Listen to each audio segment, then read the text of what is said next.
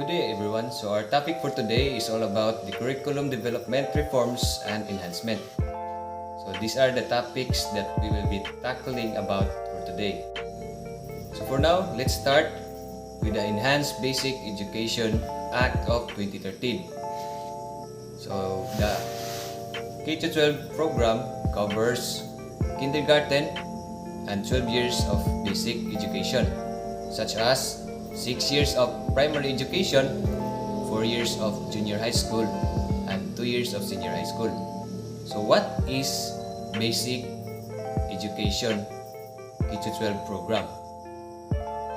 So the K-12 program makes the Philippine education system par with the international standard of 12 years basic education, thereby contributing to a better educated society capable of pursuing productive employment, entrepreneurship, and higher education. So, after going through kindergarten, elementary, junior high school, and a specialized senior high school program, every K-12 graduate is ready to go into different paths: higher education, middle level, skills development, or entrepreneurship. The K-12 graduates are also expected to be equipped with the 21st century skills like information, media, and technology skills, learning innovation skills, effective communication skills, and career skills. So now, let's move on to the basis of K-12 implementation, which is insufficient mastery of basic competencies due to congested curriculum.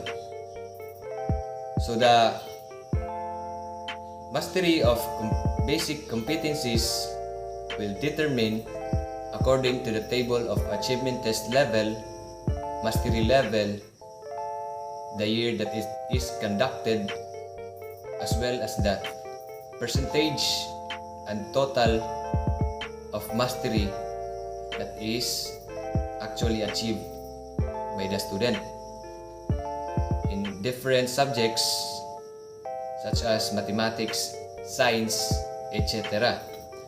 So the basic education program puts millions of overseas Filipino workers, especially the professionals and those who intended to study abroad, at disadvantage.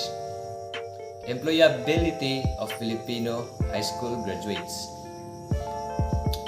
As early as grades 7 and 8, the student is made to explore at least 8 subjects in 4 areas of technology and livelihood, or TLE, namely home economics, ICT, industrial arts, and agricultural, as well as the fishery arts. So, in grade 10 and 12, the student is supposed to have obtained a national certificate, or NC, level 1 and 2 from TESDA. NC1 and NC2 make graduate employable.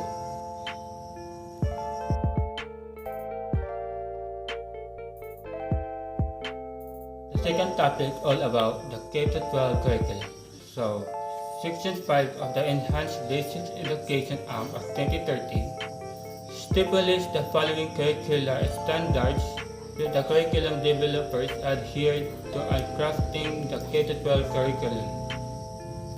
First, the curriculum shall be learner-centered, inclusive, and developmentally appropriate. Second, the curriculum shall be relevant, responsive, and research-based. Third, the curriculum shall be culture-sensitive. Fourth, the curriculum shall be contextualized and global. Next, the curriculum shall be used pedagogical approaches that are constructivist, inquiry-based, reflective, collaborative, and integrative. Next, the curriculum shall adhere to the principle and framework of mother tongue-based multilingual education.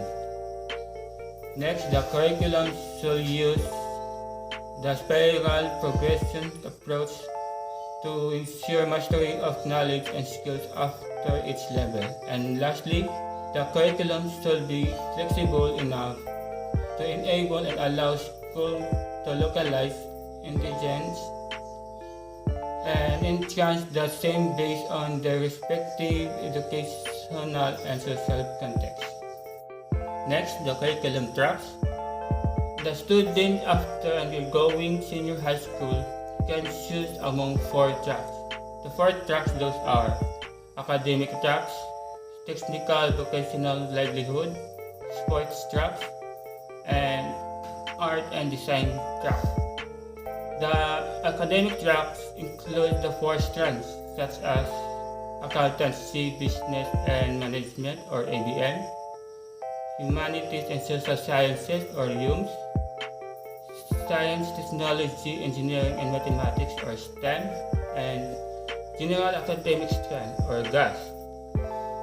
Core curriculum or the nomenclature or learning area have integrated language, arts, mother tongue, Filipino, English, sciences, and those are the subjects belong to the curriculum. So, the senior high school curriculum. The senior high school curriculum composes 4 tracks in senior high school, which is academic track, technical vocational track, sports track, and arts and design track. The senior high school curriculum has a total of 31 subjects. The 31 subjects are grouped into 15 core subjects, 7 contextualized subjects, and 9 specialization subjects.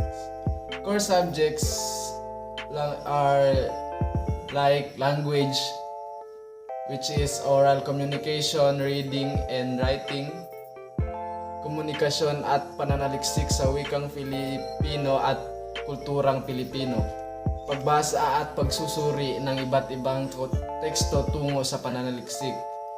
And the other one is humanities, which composes 21st century literature from the Philippines and the world, and contemporary Philippine arts from the region. The next one is communication, which is media and information literacy. And then mathematics, general math and statistics and probability. And the other one, science, earth and life sciences lecture and laboratory. Physical sciences lecture and laboratory as well. Social science, personal development or pansariling kaunlaran. Understanding culture and society.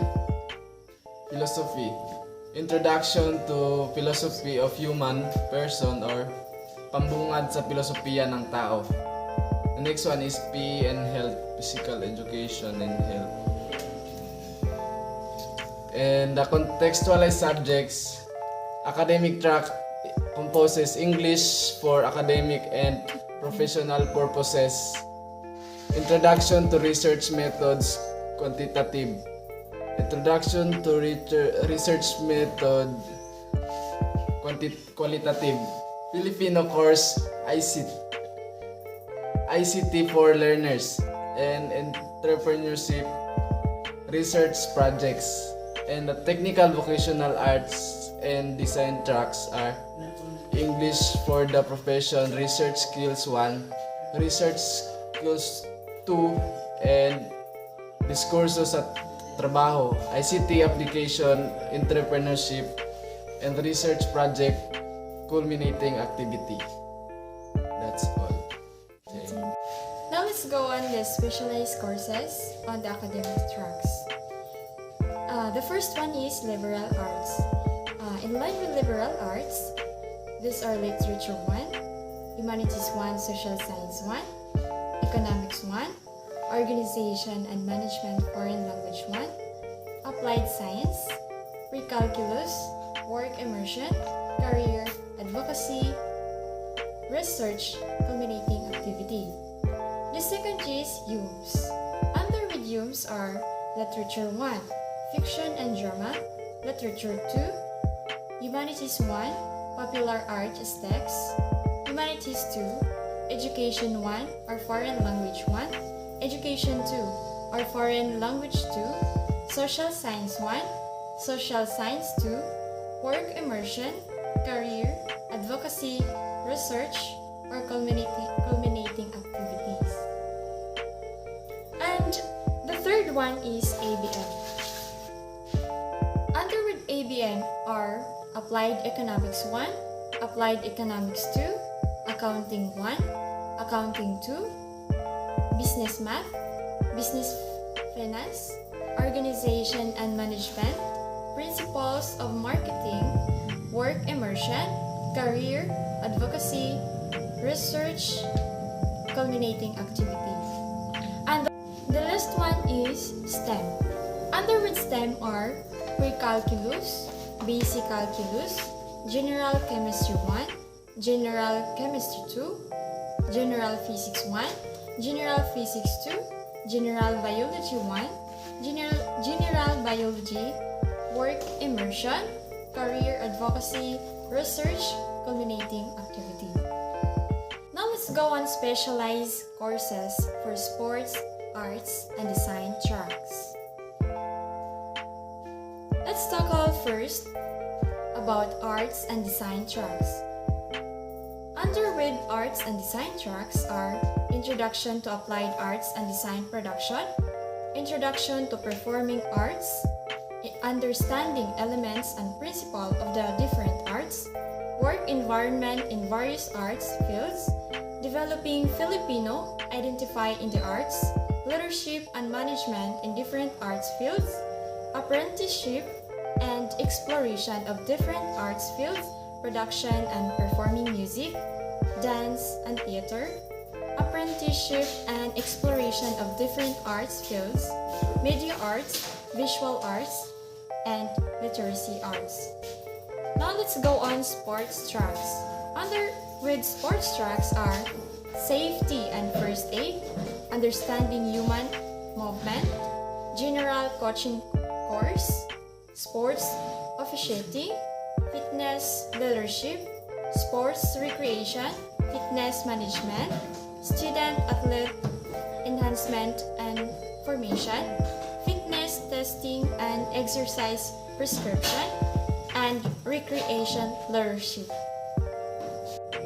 So now let's proceed the next topic, which is outcome-based education, basis for enhanced teacher education curriculum. What is outcome-based education, or the OBE? The OBE stands for outcome-based education. As the name implies, it is an education that anchored and focuses on outcomes. It is the student-centered approach to education that focuses on the intended learning outcomes resulting from the instruction. The Nicholson 2011. It is an approach in planning, delivering, and assessing instruction. So identifying desired outcomes. The first one is determining assessment measure for the achievement of outcomes. Second one is deciding on strategies and methodologies to achieve those outcomes. The four essential principles in OBE. The first one is the clarity of focus. Teacher must be the end clearly in mind. Focus on what they want to know, understand, to be able to do. The second one is designing them. Once the intended outcomes are clearly, teacher now design instructions. Instructional design includes designing an assessment test. The third one is the high expectations. It means that the teacher should establish high, challenging standards of performance in order to encourage students to engage deeply in what they are learning. The fourth one is expanded opportunities. Teacher must strive to provide expanded opportunities to all students. The principle is based the idea not all the learners can learn the same thing in the way and in the same time. Teaching learning in OBE. Teacher must prepare students adequately. This can be done if the teachers know what they want the students to learn and what learning outcomes to achieve. Teacher must create a positive learning environment. Teacher must help their students to understand. what they want to learn, what they should learn, what is used to be and in the future, and how will they know and they have learned.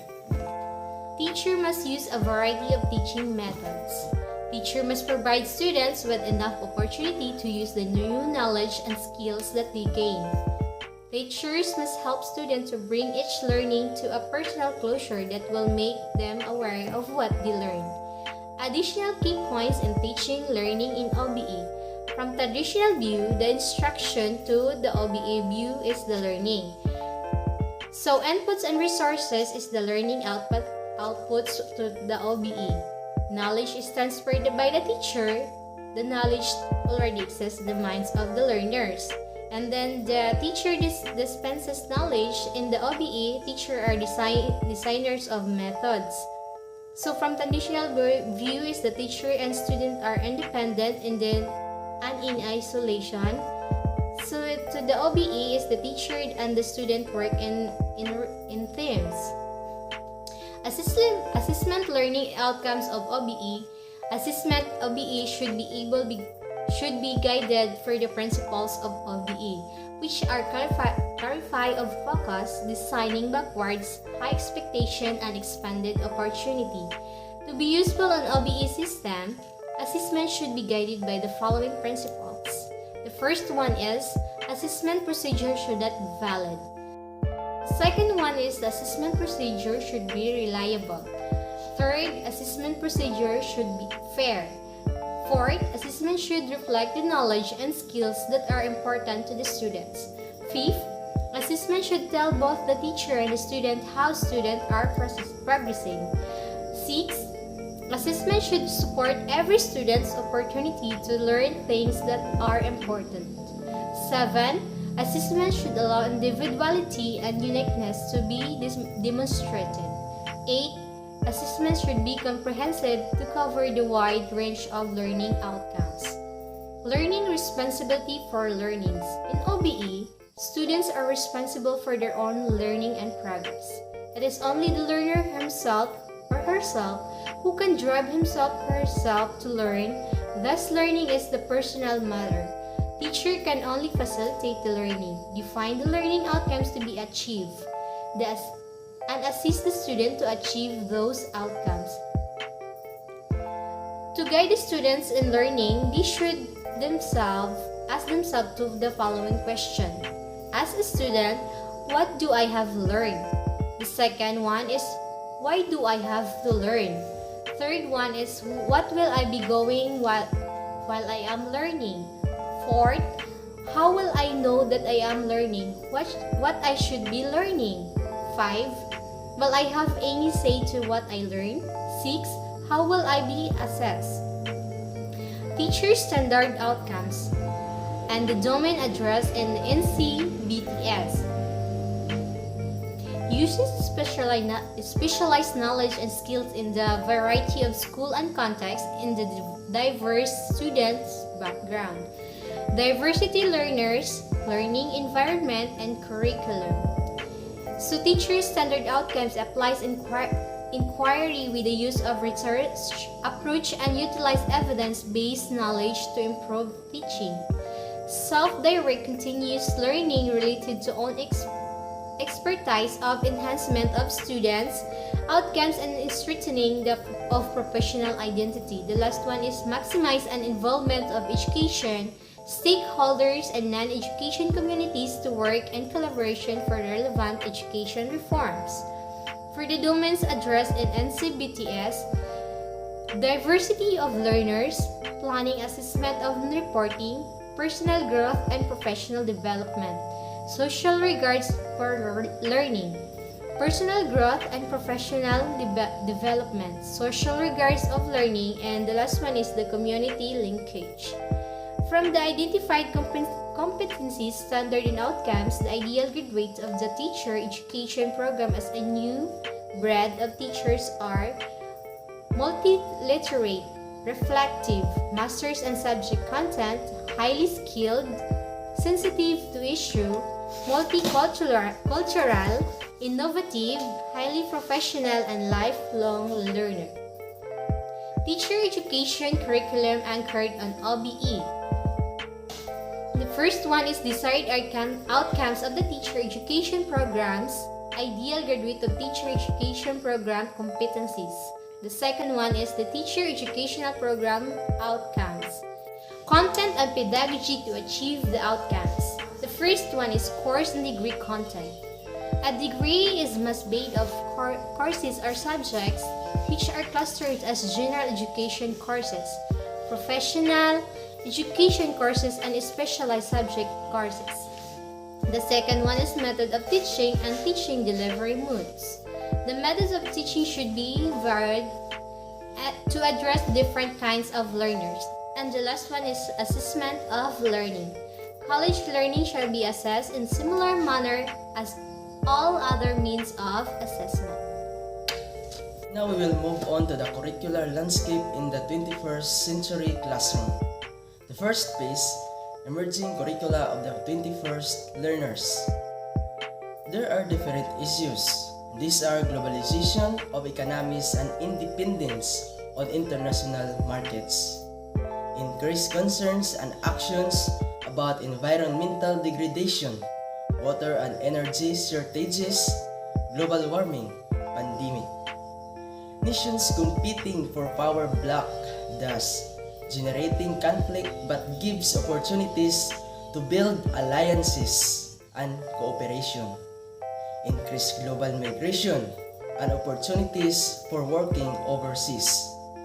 Sciences and technological revolution. Knowledge economy as generator of wealth and jobs. We will move on to the characteristics of the curriculum. It provides appropriate knowledge, skills, and values to face the future. It is based on knowledge drawn from research. It is a product of consultative, collaborative development process, and it supports excellence and equity for all learners.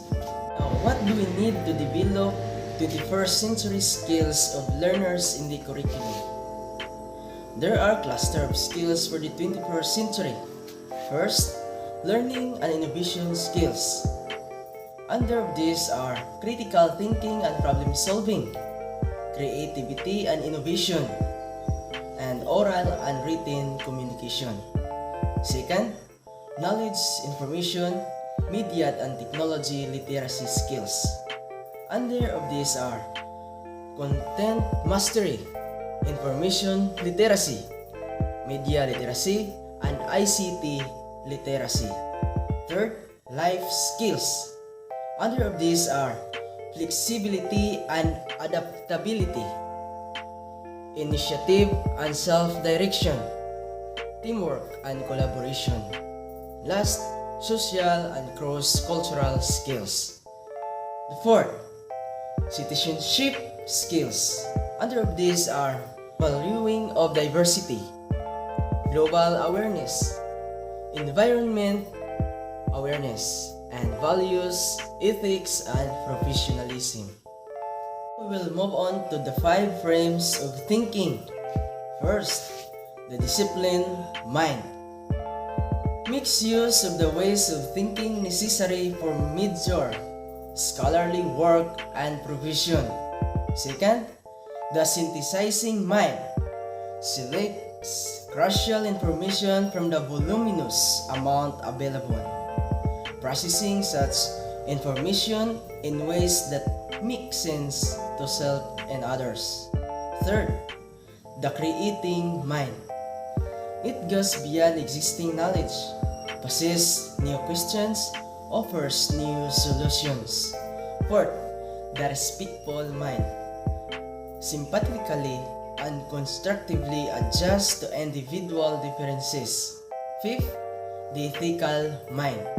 It considers one's role as citizen consistently and strives toward good work and good citizenship. Now, these are the 7 survival skills for the 21st century curriculum. First, critical thinking and problem solving. Second, collaboration across networks and leading by influence. Third, agility and adaptability. Fourth, initiative and entrepreneurship. Fifth, effective oral and written communication. Sixth, accessing and analyzing information. And lastly, curiosity and imagination. Now, we will move on to the 7 R's of quality curriculum material. Now, first, rigorous. It requires students to demonstrate a high level of understanding and thinking. Second, real. It means authentic quality that mirrors what the students will do as teachers. Third, requires independence. Students are self-directed in doing their tasks. Fourth, rich in thinking. It requires students more than memorization. Fifth, revealing. Uncover students' level of understanding and misconceptions. Sixth, rewarding. So, it intrinsically motivating the students to do the task. And lastly, reflective. It makes students more reflective in the learning process that contributes to the better performance.